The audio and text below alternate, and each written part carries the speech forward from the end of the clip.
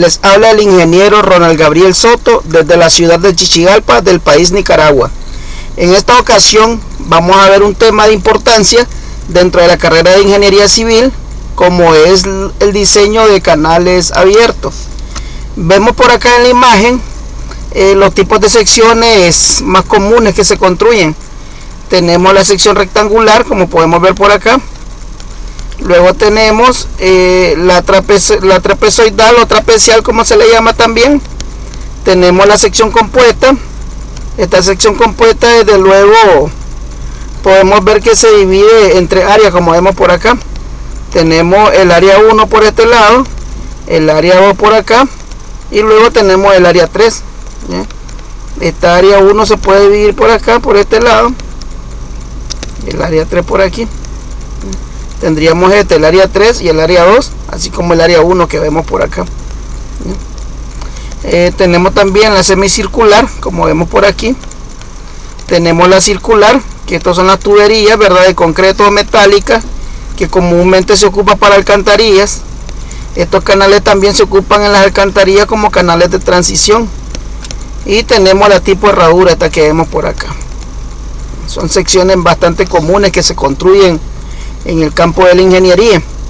Esto con el fin de poder conducir el flujo de agua, ya sean aguas industriales, ya sean aguas pluviales o bien aguas servidas. También se ocupan canales para lo que son sistemas de riego en la agricultura. Vemos por acá algunos ejemplos, ¿verdad? Vemos acá el canal rectangular. Este canal obedece también para agua potable, para abastecer agua potable, ¿verdad? Tenemos acá el canal trapezoidal, como vemos por acá. Este es un rectangular, este es un trapezoidal. El trapezoidal, desde luego, tiene ángulos. Sus paredes no son construidas con ángulos rectos, sino con un ángulo oblicuo. Llevan una inclinación, como podemos ver por acá. Y la parte del fondo, desde luego, que es más angosta que la parte superior, que es esto que vemos por aquí. ¿ya? El canal rectangular no, el canal rectangular, tanto el ancho superior como el ancho inferior son los mismos. Esa es la diferencia. Vemos por acá lo que es un canal en B, o las cunetas en B también, que le llamamos comúnmente. Estas son para transportar agua pluvial. Vemos aquí una alcantarilla rectangular, en este caso lo que llamamos caja puente también. Tenemos por acá lo que es una alcantarilla circular, como vemos por este lado, y vemos una semicircular por aquí, esta que vemos por acá. Esta es la circular aquí por este lado, y tenemos lo que es el canal semicircular, que esto, si nos fijamos, es un semicírculo. Esto que se describe por acá es un semicírculo el que se forma por ahí. Estas son construcciones en campo, ¿verdad?, que pueden servir de ejemplo para las secciones que se ven teóricamente en los cálculos, para que nos demos una idea de qué tipo de construcciones se pueden realizar. Veamos un poco de la teoría. En este caso, veamos los estados de flujo. El flujo laminar, ¿verdad? ¿Qué es lo que es un flujo laminar? Pues desde luego el flujo laminar es laminar si las fuerzas viscosas son muy fuertes en relación con las fuerzas inerciales, de tal manera que la viscosidad juega un papel importante, ¿verdad?, en determinar el comportamiento del flujo. La viscosidad del agua muchas veces depende también de la temperatura, pero se toma un valor muchas veces de 0.01 metros por segundo cuadrado. En el flujo laminar, las partículas de agua se mueven en trayectorias suaves, definidas por líneas de corriente, y las capas de fluido con espesor infinitesimal parecen deslizarse sobre capas adyacentes. Es decir, en este caso, ¿verdad?, para lo que es el flujo laminar, el movimiento de las partículas del fluido se produce siguiendo trayectorias bastante regulares. ¿ya? Es cuando vemos un fluido de agua bastante, como se mira, como aparenta como una lámina, como vemos por acá, ¿ya?, por este lado en esta figura, da la apariencia de una lámina. ya que el flujo es bastante ordenado, tanto en dirección, ¿verdad?, que es trayectoria, y también están perfectamente definidas, dando la impresión de que se trata de lámina o capas, o menos paralelas entre, o capas, ¿verdad?, capas más o menos paralelas entre sí, ¿ya? Porque recordemos que no hay perfección en el flujo, por eso decimos capas más o menos paralelas entre sí, las cuales se deslizan suavemente una sobre otra, sin que exista la mezcla macroscópica o intercambio transversal entre ellas, o sea que no se cruzan, ¿verdad? Luego, en el flujo turbulento, este es contrario a este tipo de flujo laminar. Veamos lo que nos dice el flujo turbulento. Este tipo de flujo es el que más se presenta en la práctica. Desde luego podemos ver acá un flujo turbulento, como vemos por acá, ¿verdad? Esto se da bastante en la naturaleza y también en los canales que nosotros diseñamos, así también como en las tuberías. Por ejemplo, en las bombas pueden ver ustedes que sale un flujo de este tipo, parecido a este. Tenemos entonces el flujo es turbulento si las fuerzas viscosas son débiles en relación con las fuerzas inerciales. La fuerza inercial, recordemos que es el movimiento que trae el flujo, ¿verdad?, debido a los cambios de nivel, ¿ya?, en la superficie. Así como también entra en juego lo que son la fuerza por fricción, ¿verdad?, según la superficie. En flujo turbulento, las partículas del agua se mueven en trayectorias irregulares, como vemos acá. No es una trayectoria lineal, ¿verdad?, como vemos por este lado, bastante lineal, bastante paralelas entre sí, que no son suaves ni fijas, pero que en conjunto todavía representan el movimiento hacia adelante de la corriente entera, ¿verdad? Desde luego que siempre el movimiento se puede definir, pero no así, no se va a ver como una lámina, sino se va a ver de esta forma, como podemos ver acá, una turbulencia, ¿verdad? Veamos los factores que hacen que un flujo se torne turbulento. ¿Por qué los flujos se tornan turbulentos? Bueno, primeramente la rugosidad superficial de la superficie de contacto con el flujo, sobre todo cerca del borde de ataque, ¿verdad?, y altas velocidades, irrumpe en la zona laminar de flujo y lo vuelve turbulento. En este caso hablábamos de la rugosidad. Si nosotros tenemos canales, por ejemplo, de mampostería o piedra bolón, que se le conoce comúnmente, desde luego el flujo se vuelve turbulento debido a esa aspereza de la pared. Y si es también de manera de un canal natural, ¿verdad?, por ejemplo los cauces en los ríos, van a ver ustedes que tiene bastante roca, y esa roca vuelve el flujo turbulento. Tenemos también la alta turbulencia en el flujo de entrada, en particular para pruebas en túneles de viento, hace que los resultados nunca sean iguales entre dos túneles diferentes. El gradiente de presión adverso, como los que se generan en cuerpos gruesos, penetran por atrás el flujo y a medida que se desplazan hacia adelante lo arrancan, ¿verdad? Luego tenemos también en lo que es el calentamiento de la superficie por el fluido, asociado y derivado del concepto de entropía. Si la superficie de contacto está muy caliente, transmitirá esa energía al fluido, y si esta transferencia es lo suficientemente grande, se pasará a un flujo turbulento. Tiene que ver mucho la temperatura. Muchas veces, por ejemplo, en las zonas mineras, ¿verdad?, en las empresas mineras, van a haber presencia de agua caliente en lo que son los conductos. Entonces, esa temperatura de igual manera también lo vuelve turbulento. Es como que ustedes tengan una palangana o una pana, ¿verdad?, de metal sobre el fuego, y ven ustedes cómo se vuelve de manera turbulenta las partículas, ¿verdad?, cómo se comienzan a mover, ¿ya?, o que le llamamos también comúnmente cuando está hirviendo el agua, en este caso. Luego tenemos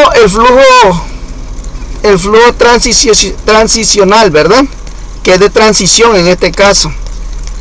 Entonces, de laminar, en este caso, él pasa de laminar a turbulento. Cuando el flujo está pasando de laminar a turbulento, se le llama de transición, ¿ya? Es el flujo comprendido entre el flujo laminar y turbulento. Realmente es el paso de flujo laminar a flujo turbulento. Podemos ver aquí los tipos de flujo de lo que estábamos hablando. Vemos aquí que este flujo es laminar, sigue una línea recta, ¿ya? Este de acá, si nosotros nos fijamos, es como una función senoidal, lo único que de manera irregular, ¿verdad? Entonces este es el flujo de transición. Y luego tenemos el turbulento, como podemos ver por acá. Aquí también en este gráfico se representa lo que es un flujo laminar. Vemos que está bastante paralelo entre ellos, ¿verdad? La corriente, en este caso las líneas que definen la corriente.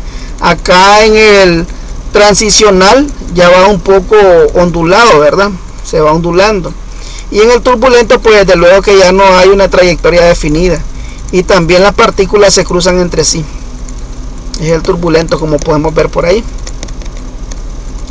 Luego tenemos el efecto de la viscosidad en relación con la inercia. Puede representarse mediante el número de Reynolds. Este número de Reynolds está definido por esta ecuación que vemos por acá.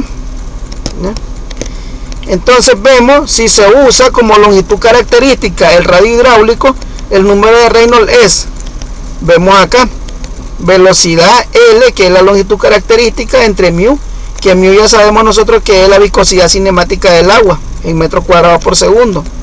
V es la velocidad del flujo en metros por segundo, y L, como les decía, la longitud característica en metros. Los valores límites son, para un flujo laminar, dice que el número de Reynolds debe ser menor que 500. Entonces cuando nosotros esta relación nos da menor que 500, nos encontramos con un flujo laminar. También tenemos que si el número de Reynolds es mayor que 1000, vamos a tener un flujo turbulento. Y si está entre 500 y 1000, entonces tenemos un flujo de transición. Debe aclararse que en experimentos se ha demostrado que el régimen de flujo puede cambiar de laminar a turbulento con valores entre 500 y 12500 cuando se ha trabajado con el radio hidráulico como longitud característica, por lo que algunos aceptan los siguientes límites. Tenemos entonces estos límites que vemos por acá. Nos dice lo que estábamos hablando, ¿verdad? Que si es menor que 500, el número de Reynolds es un flujo laminar, y es turbulento si el número de Reynolds es 12500, ¿verdad? Vemos acá que el límite superior no está definido aquí. El flujo de transición entre 500 y 12500. Si se usa como longitud característica un valor de 4 veces el radio hidráulico, o sea L igual a 4R, ya sabemos que TR es el radio hidráulico. Entonces vamos a tener la siguiente definición. Sabemos que teníamos B por L sobre mu, pero L en este caso es 4R. Entonces la ecuación anterior se nos convierte en 4BR sobre mu. Y se aceptan los siguientes límites. Para el flujo laminar, dice que el número de Reynolds debe ser menor que 2000. Entonces, si esta relación me da que menor que 2000, el flujo es laminar. Es turbulento si el número de Reynolds es mayor que 4000. Cuando, repito, ¿verdad? Cuando estamos utilizando la longitud característica igual a 4 veces el radio hidráulico. Y luego tenemos el flujo de transición entre 2000 y 4000. El régimen de flujo en canales es usualmente turbulento. Por lo general, ¿verdad? Es turbulento. Difícilmente vamos a tener un flujo laminar. El número de Reynolds es un parámetro adimensional cuyo valor es idéntico independientemente del sistema de unidades, siempre y cuando las unidades sean consistentes. Si estoy trabajando en metros, pues de igual manera, ¿verdad? Si la velocidad es en metros por segundo, el radio hidráulico debe estar en metros, ¿ya? Y mu debe estar en metros cuadrados por segundo. Luego tenemos el factor de la gravedad o el efecto de la gravedad. El efecto de la gravedad sobre el estado de flujo se representa por la relación entre las fuerzas inerciales y las fuerzas gravitacionales. Esta relación está dada por el número de Froh, definido como esta relación que tenemos por acá, que me dice en este caso que va a ser la velocidad sobre la raíz cuadrada de la gravedad por D, que en este caso es el tirante hidráulico, ¿verdad? Que también está definido como la velocidad por la gravedad multiplicado por el área, y esto dividido entre T, que T es el espejo de agua, ¿verdad? O ancho superficial, como se le llama. Aquí tenemos cada uno de estos parámetros definidos. F, número de Froh, V, velocidad en metros por segundo, G, que es la aceleración de la gravedad, que es 9.81 metros por segundo cuadrado, o 32.4 pies por segundo cuadrado. Toda esta teoría nos va a servir para poder hacer los cálculos que vamos a realizar a continuación. Vemos acá que D es el tirante en medio del agua, ¿verdad? Dado en metros. Y tenemos el área hidráulica que está en metros cuadrados. T es el espejo de agua o ancho superficial en metros. Los tipos de flujo, tenemos 3 tipos de flujo. Eso comparándolo, ¿verdad?, con este factor que se llama número de Froud, esa relación que vemos ahí. Entonces, tenemos el flujo crítico. Este tipo de flujo representa una combinación de fuerzas inerciales y gravitacionales que lo hacen inestable, convirtiéndolo en cierta manera en un estado intermedio y cambiante entre los dos tipos de flujo. Debido a esto es bastante inaceptable y poco recomendable. Fíjense bien en esto. Dice que es bastante inaceptable y poco recomendable usarlo en el diseño de estructuras hidráulicas. Para este tipo de flujo el número de Froud es igual a 1, ¿verdad? Entonces, ¿qué significa? ¿Por qué es igual a 1? Bueno, 1 porque la velocidad tiene el mismo valor de esta relación de la raíz cuadrada de la gravedad por el tirante. Entonces, este tipo de flujo no es recomendable, ¿verdad? No debemos usar que esa relación nos dé 1. Y en esta condición no se generan resaltos hidráulicos, o sea, no hay disipador de energía, ¿verdad? Para el flujo supercrítico, en este tipo de flujo, las fuerzas inerciales presentan una influencia mucho mayor que las fuerzas gravitacionales, ¿verdad? Ya sabemos que la fuerza gravitacional desde luego es el mismo peso del flujo. Además de esto, el flujo se presenta a velocidades y pendientes altas y a profundidades más pequeñas. Cuando existe un flujo de este tipo en un canal, un aumento en la cantidad de energía provoca una disminución de profundidad de la mina de agua. El número de Froud en este caso es mayor que 1, ¿ya? Entonces la relación que teníamos anteriormente debe ser mayor que 1 para poderlo caracterizar como flujo supercrítico. Este estado de flujo propicia la formación de resaltos hidráulicos. Aquí sí se dan los resaltos hidráulicos, ¿verdad? Estos aumentan su capacidad de disipación de energía en ciertos intervalos, alcanzando la mayor capacidad para flujos con Froud mayores a 9. Entonces, estos flujos son recomendables, ¿verdad? Este tipo de flujo supercrítico, porque desde luego si nosotros tenemos un canal natural, dice que se forma bastante resalto hidráulico, y eso disipa la velocidad, ¿verdad?, con la que viene el flujo y nos desgasta menos ese canal o ese cauce. Luego tenemos el flujo subcrítico. Para este régimen de flujo, las fuerzas inerciales son sobrepasadas en importancia por las gravitacionales. En el flujo se tienen velocidades y pendientes bajas, pero las profundidades de la mina de agua, por el contrario, son mayores que las que representan en el flujo subcrítico. Para este tipo de flujo, un aumento de la energía se traduce en un aumento en la profundidad de la mina de agua. El número de Froud para este tipo de flujo subcrítico, en este caso, es menor a 1, ¿verdad? Aquí es mayor a 1 y el otro es 1. Recordemos eso de la teoría. Tenemos por acá, podemos ver aquí la presencia del flujo supercrítico, aguas arriba, que viene con una pendiente. Ya podemos observar eso de ahí. Pero cuando llega a esta parte, disipa la energía, podemos ver por acá. Y ya no viene con tanta velocidad, sino que se mueve con poca velocidad por acá. Y ahí estamos con la presencia del flujo subcrítico, aguas abajo de la estructura, como podemos ver ahí, ¿verdad? Ok. También podemos observar que es un tipo de flujo turbulento, como vemos por acá. Tenemos la energía específica. La energía específica se define como la cantidad de energía por unidad de peso en cualquier sección, medida siempre con respecto al fondo de un canal abierto. La energía específica solo depende de la profundidad del flujo. Aquí tenemos el tirante, ¿verdad?, hidráulico, tenemos la velocidad y tenemos la gravedad, ya que ya conocemos su valor de 9,81, que es constante, 9,81 metros por segundo cuadrado. También la energía puede calcularse como el tirante hidráulico, el caudal, ¿verdad?, al cuadrado, entre 2 veces la gravedad por el área hidráulica, ¿ya?, como vemos por ahí. De esa manera se calcula la energía. Luego tenemos los taludes en canales rectangulares, algo muy importante cuando vayan a diseñar ustedes canales trapezoidales, ¿verdad? En este caso aquí tiene que decir trapezoidal, no rectangular. son trapezoidales. Esto lo vamos a componer en el documento. Cuando yo se lo pase para acá en el canal, va a estar esto corregido, ¿verdad? Tenemos T, que es el espejo de agua. Podemos ver por acá que este es el ancho de la solera, ¿verdad? Vemos acá que tenemos el tirante hidráulico. Vemos la pendiente definida como 1 y T, y esto de acá que es M, ¿verdad? Entonces vemos por aquí los valores recomendables.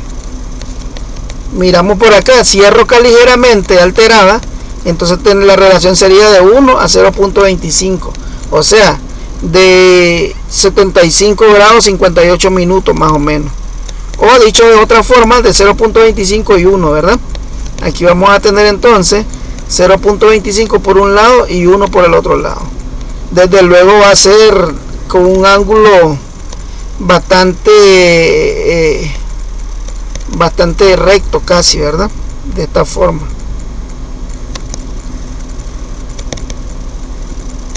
Por ahí lo vamos a tener con un ángulo bastante recto. Dice que es 75 grados. ¿Ya? Sería esto.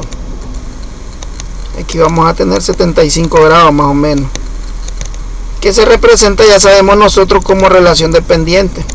Esto que vemos por aquí, de 0.25 a 1, ¿verdad? Que en este caso 0.25 es horizontal y 1 es vertical. Acá 1 y 0.25. Para mampostería vamos a tener de 0.4 a 1 y de 0.75 a 1, o sea, un ángulo de 68. Ya sabemos que este es vertical y este es horizontal. Para la roca sana y tepetate duro tenemos de 1 a 1, o sea, un ángulo de 45. Se va abriendo un poco más el canal de esta forma ahora.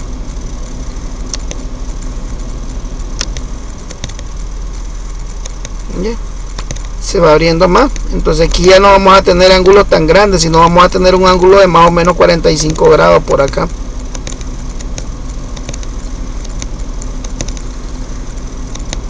Por ahí vamos a tener.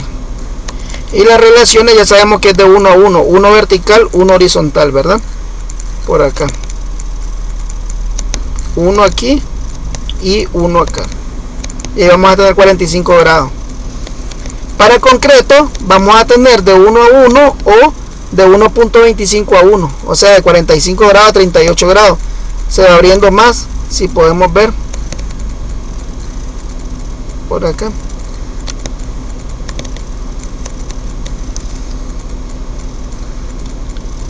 Por ahí. Luego, para tierra arcillosa, ¿verdad? Arenisca, tepetate blando, dice que vamos a tener un ángulo de 33. Entonces se va a ir abriendo un poco más todavía. Aquí en el concreto teníamos de 45 a 38 grados. ¿Ya? Este ángulo.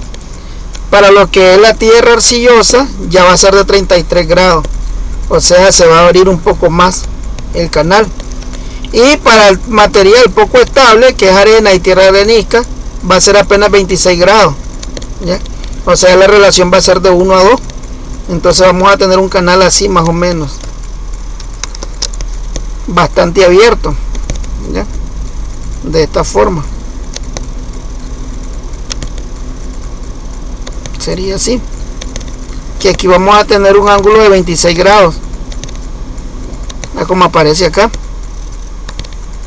Este sería ya para suelos inestables, ¿verdad? Desde luego que entre más inestable es el suelo, entonces se va abriendo más. Y aquí la relación ya sería de 1 vertical y 2 horizontal. 2 por acá y 1 por aquí. Luego tenemos la fórmula para realizar el diseño, ¿verdad? Como vemos por aquí. Dice que el radio hidráulico va a ser el área entre el perímetro, el área hidráulica y el perímetro mojado, ¿verdad? Que ya sabemos que este perímetro es la parte o la sección que toca el flujo en la sección transversal del canal, ¿verdad? Luego tenemos el caudal, que el caudal en este caso, caudal o gasto que se le conoce, va a ser el área por la velocidad. ¿Ya? También está dado por esta fórmula que vemos por aquí. 1 entre n, n en este caso es el coeficiente de Manning, que es coeficiente de rugosidad de la superficie, A es el área, el radio hidráulico elevado a la 2/3, y S que es la pendiente del canal. elevado a la 1 medio. Y también tenemos la fórmula para la velocidad, esta que vemos por aquí. La fórmula para la velocidad dice que va a ser igual. Ya sabemos que si nosotros despejamos aquí, la velocidad va a ser el caudal sobre el área, porque esta área pasaría a dividir. Entonces el área desaparecería de acá de esta fórmula. Y ya solo me quedaría que la velocidad es 1 sobre n, que es el coeficiente de Manning, por el radio hidráulico a la 2/3, por la pendiente a la 1 medio, como vemos ahí. Tenemos acá los elementos geométricos de las secciones transversales más frecuentes de canales. Por ejemplo, para una sección rectangular tenemos entonces aquí que el área sería B por D. B ya sabemos que es el ancho de la solera, ¿verdad? Y D en este caso es el tirante hidráulico. El perímetro mojado, bueno, el perímetro mojado va a ser esta sección que vemos, esta parte que vemos por aquí, que sería D. Esta parte que vemos por acá, que también está en contacto con el agua, sería D también. Entonces vamos a tener 2 veces D. Y vamos a tener por acá que también toque el agua en el fondo. Entonces vamos a tener la solera más 2 veces el tirante hidráulico, como vemos por acá. B más 2D. El radio hidráulico ya sabemos que es el área entre el perímetro mojado. Entonces va a ser B por D dividido entre B más 2 veces D, como vemos por acá. El ancho superficial o el espejo de agua va a ser el mismo que el ancho de solera para el canal rectangular, ¿verdad? Y la profundidad hidráulica, que ya sabemos que es el tirante hidráulico. Para la sección trapezoidal o trapezial cambia un poco. Aquí vamos a tener que el área es B por D. B es el ancho que tenemos inferior, o el ancho de solera. D en este caso es el tirante hidráulico. M ya sabemos que es la pendiente, ¿verdad? Que se define la relación acá horizontal. M por D al cuadrado, que ya sabemos que es el tirante hidráulico. El perímetro mojado va a ser B más 2 veces D por la raíz cuadrada de 1 más M cuadrado. O bien B más 2 veces D en la raíz cuadrada de 1 más la cotangente del ángulo al cuadrado. El radio hidráulico ya sabemos que es el área sobre el perímetro mojado, entonces sería B por D más MD cuadrado dividido entre esta relación que vemos por acá. El ancho superficial va a ser B más 2 veces MD. En este caso desde luego tiene que ser mayor que el ancho de solera. Y tenemos la profundidad hidráulica, esta que vemos por acá, que sería BD más MD cuadrado dividido entre B más 2MD, ¿verdad? Como vemos por ahí. Luego, por acá tenemos el canal triangular y así sucesivamente aparecen todos acá. Todo esto que vemos por aquí. Tenemos la sección circular, esta que vemos por acá. Ahí están las fórmulas. Y vemos la parabólica también. Están sus fórmulas por ahí. Vamos a tratar en este video lo que es sección rectangular y trapezoidal nada más. Veamos por aquí los valores del coeficiente de Manning recomendado. Tenemos que si es un arroyo de montaña con mucha piedra, entonces vamos a tener un valor mínimo del coeficiente de Manning que habíamos dicho que era n, ¿verdad? Entre 0.035 y 0.05 y se toma un valor promedio de 0.04 y así sucesivamente aparecen para cada uno de los tipos de superficie de construcción del canal, ¿verdad? Por ejemplo, si es de concreto, vamos a tener un valor mínimo de 0.013 y un valor máximo de 0.020 y un promedio de 0.07 y así sucesivamente.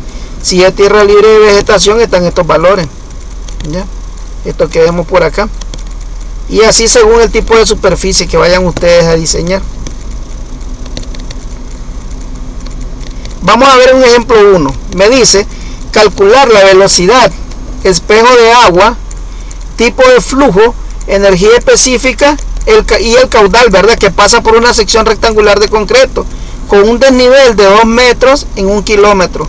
Con las siguientes características. Vemos por acá que tengo el tirante hidráulico de 1.5 y tenemos el ancho de solera de 2 metros, ¿verdad? La pendiente, que sería igual, va a ser 2 metros, que es la diferencia de nivel o el desnivel, dividido entre su longitud, que estamos hablando de 1 kilómetro, como me dice acá el problema. Entonces voy a tener 2 metros dividido entre 1 kilómetro, que en este caso va a ser 2 metros dividido entre 1000 metros. Si eso lo dividimos en nuestra calculadora, vamos a obtener lo siguiente. Vamos a colocar por acá 2 entre 1000. Desde luego esto nos va a dar el 0.002 que vemos por acá. Si nos da notación científica podemos darle aquí para que nos dé sin la notación científica. Ahí está 0.002, como vemos por acá, ¿verdad? Ahí lo tenemos, ya sería la pendiente. Ahora el área se pueden ir ustedes acá a la tabla y ver la fórmula del área. El área de un rectángulo ya sabemos que es su base por la altura, ¿verdad? Que en este caso va a ser el ancho de solera por el peralte, o ya sea en este caso el tirante hidráulico, ¿verdad? Es tirante hidráulico, perdón, estoy con peralte yo. En este caso es tirante hidráulico, ¿verdad? Luego el perímetro mojado, ya sabemos que va a ser el ancho de solera más 2 veces el tirante hidráulico. Y el radio hidráulico solamente dividimos estos dos, ¿ya? El ancho superficial, los espejos de agua, ya sabemos que es el mismo ancho de solera. En rectangular es bastante fácil esta sección. Entonces con esa fórmula que tienen ahí son las que vamos a trabajar en nuestro problema, como vemos por acá. Entonces tendríamos el área B por D, que en este caso B vale 2 metros y D, que es el tirante hidráulico, vale 1.5. Si multiplico 2 por 1.5 voy a obtener 3 metros cuadrados. Eso sería el área hidráulica, ¿verdad? ¿Ya? Esta que vemos por aquí, hasta donde está la línea que vemos por acá, que es la línea que me define la superficie del flujo, ¿verdad? En este caso, o del agua. Luego tenemos el perímetro mojado, ya sabemos que es B más 2 veces D, entonces voy a tener B, que es 2 metros, más 2 por D, que es el tirante hidráulico, 1.5, me va a dar 5 metros. De aquí el radio hidráulico va a ser A sobre P, que es el perímetro mojado. El área me dio 3 metros cuadrados y el perímetro mojado me dio 5 metros. De aquí entonces, si yo divido, en este caso 3 entre 5, voy a obtener lo siguiente. Dividimos 3 entre 5 y voy a obtener 0.6, como vemos por acá, metros, ¿verdad? El radio hidráulico, recordemos que se mide en metros. Luego tenemos acá que el caudal va a ser igual, como habíamos visto la fórmula, 1 sobre n, que es el coeficiente de Manning, pero debo ver cuánto es el coeficiente de Manning. Para eso debo observar qué tipo de canal es. En este caso me dice rectangular de concreto, entonces debo buscar el coeficiente de Manning para el concreto en esta tabla que mirábamos por aquí. Para el concreto dice que está en 0.013, 0.017 y 0.020. Podemos escoger cualquiera de los tres valores, por lo general se usa el promedio. En este caso, como vemos aquí los cálculos, nosotros escogimos, por acá escogimos 0.017, escogimos en este caso el promedio, ¿verdad? Entonces sería 1 entre 0.017 por el área, que son los 3 metros cuadrados, por el radio hidráulico, que es 0.60 elevado a la 2 tercios, y esto multiplicado por la pendiente, que ya sabemos que fue lo que me dio aquí, este S que había calculado, 0.002, y esto elevado a la 1 medio. Si hacemos eso en nuestra calculadora, vamos a obtener lo siguiente. Estos cálculos vamos a comprobarlos con un programita que se llama H-Canales, para ver si nuestros cálculos están correctos. También les voy a enseñar cómo se usa ese programa en este video. Tendríamos entonces 3, ¿verdad?, multiplicado por 0.6, y esto lo vamos a elevar en este caso a la 2 tercios. Luego lo multiplicamos por 0.002 elevado a la 1 medio. Lo mismo que tengan raíz cuadrada, también se puede poner raíz cuadrada de 0.002. En este caso lo estoy elevando a la 1 medio, estoy siguiendo la fórmula acá. Y esto lo divido entre 0.017, que ya sé que es mi coeficiente de rugosidad. Entonces aquí vamos a obtener 5.6142, como vemos por acá. En este caso metros cúbicos por segundo. Significa que en un segundo aquí pasan 5.6142 metros cúbicos. Podemos calcular su velocidad. Su velocidad ya sabemos que es el caudal entre el área. Ya conozco el caudal, que es 5.6142, y conozco el área, que son 3 metros cuadrados. De aquí puedo calcular entonces su velocidad, para ver con qué velocidad pasa ese caudal, ¿verdad?, o esa cantidad de agua. Entonces vamos a obtener acá 5.6142 dividido entre 3. y aquí voy a obtener 1.8714 metros por segundo. Esa sería su velocidad. Ya sabemos que el espejo de agua es igual al ancho de la solera. En este caso tenemos 2, el ancho de solera, ¿verdad? Luego vamos a calcular el número de flow para ver qué tipo de flujo es. Recordemos que me piden identificar qué tipo de flujo es. Entonces esto va a estar en dependencia de la velocidad. La velocidad habíamos dicho que era 1.8714. Por aquí está 1.8714 metros por segundo dividido entre 9,81 por el tirante hidráulico, que ya me lo están dando aquí de datos, que es 1.5, ¿verdad? Entonces voy a tener acá que el número de flow va a ser 1.8714 dividido entre la raíz cuadrada de la gravedad, que es 9,81, por el 1.5. Si hacemos eso en la calculadora vamos a obtener lo siguiente. Veamos, tendríamos 1.8714, lo dividimos entre la raíz cuadrada, abrimos doble paréntesis y aquí podemos poner dentro del paréntesis, perdón, abrimos un paréntesis nada más y vamos a colocar 981, después cerramos el paréntesis, 981 por 1.5 y ahora sí cerramos el paréntesis, y esto me va a dar igual a 0.4879, ya redondeando, que esto es menor que 1. Y recordemos que decíamos que si el número de flow era menor que 1, nos encontramos con un flujo subcrítico, ¿verdad? Luego tendríamos la energía específica. La energía específica va a ser igual al tirante más la velocidad al cuadrado entre 2 veces la gravedad. El tirante ya sabemos que es 1.5 metros. Luego tenemos la velocidad, que sería 1.8714 metros por segundo, elevado al cuadrado, dividido entre 2 veces la gravedad, que es 9,81 metros por segundo cuadrado. Si realizamos eso en la calculadora vamos a obtener lo siguiente.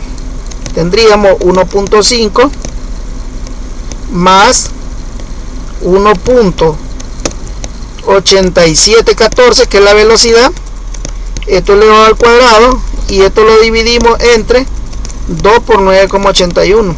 Abrimos un paréntesis ya que sabemos que tenemos que multiplicar en la parte del denominador. Entonces se abre un paréntesis y se cierra, ¿verdad? Y esto le damos igual a 1.6785. Aquí lo tenemos, metros, kilogramos por kilogramo. Entonces vamos a realizar ahora este mismo ejercicio en el programa H Canales, como les decía. Vamos a ver, abrimos el programita H Canales, por acá lo tenemos. Nos vamos acá donde nos dice caudales, ¿verdad? Vamos a ver si caudales, porque lo que nos están pidiendo es el caudal. Nos vamos acá donde dice sección trapezoidal, rectangular y triangular, y por aquí lo tenemos. ¿Bien? Entonces vamos a colocar acá el tirante, ya sabemos que es 1.5 metros, el tirante hidráulico. El ancho de la solera ya sabemos en este caso que es 2 metros. Z en este caso es 0, porque si le doy un valor, si le doy 0 se me convierte en un valor rectangular. Si le doy 1 estaría diciendo que es un ángulo de 45, 1, 1, como les explicaba ya los de los ángulos. Pero en este se me convierte en un canal trapezoidal, pero en este caso le voy a dar 0 porque necesito un canal rectangular, ¿ya? Entonces le doy 0 a Z. El coeficiente de rugosidad habíamos dicho que era 0.017 y la pendiente habíamos dicho que era 0.002. Vamos acá a calcular y ahí me calcula. Entonces veamos, vamos a obtener lo siguiente. Podemos ver por acá, me dice que el área es 3 metros cuadrados, lo que yo había calculado manualmente. Aquí el área me dice que es 3, podemos ver por aquí. Ahí están los 3, estos que vemos por aquí. Ahí está el área hidráulica. Luego tenemos el perímetro mojado de 5. Vemos el perímetro mojado por acá, 5. El caudal me da 5.6142. En mis cálculos me da 5.6142, ahí está. Luego la velocidad me da 1.8714. La velocidad aquí la tenemos, 1.8714, como podemos ver por acá. Luego tenemos el ancho superficial, ¿verdad? O el espejo de agua, en este caso 2 metros. Aquí tenemos el espejo de agua, ahí está, 2 metros. Luego tenemos el número de flow 0.4879. Veamos cuántos en H canales. 0.4879, ahí está el número de flow. La energía específica 1.6785. Veamos acá cuánto me da. 1.6785, ahí está. Y me da un flujo subcrítico. Aquí también me lo clasifica el programa. Ahí está el tipo de flujo subcrítico. Entonces vemos que nuestras respuestas están correctas. Espero que esto sea de su agrado, ¿verdad? Es un tema muy importante, como les repito, dentro de la ingeniería. Y es importante manejar estas cosas, ¿verdad? Porque así nos evitamos problemas de que un canal se nos vaya que el flujo se vaya a salir, ¿verdad? Del canal, se vaya a derramar este canal, ya que no tenga la capacidad para poder evacuar el agua que se le está dando. ¿Ya? Si yo no hiciera este diseño, entonces pudiera ser que este caudal pueda ser muy grande para la sección y se va a derramar el agua y va a haber problemas ahí, ¿verdad? ¿Ya? Entonces esta es la manera de poder calcular los canales, y si lo hacen con el programita, pues este programa ya lo hace directo, ¿verdad? Esperando que sea de su utilidad. Cualquier consulta, cualquier sugerencia, por favor hacerla a través del foro en el canal. Agradeciendo su atención, muchas gracias y hasta la próxima.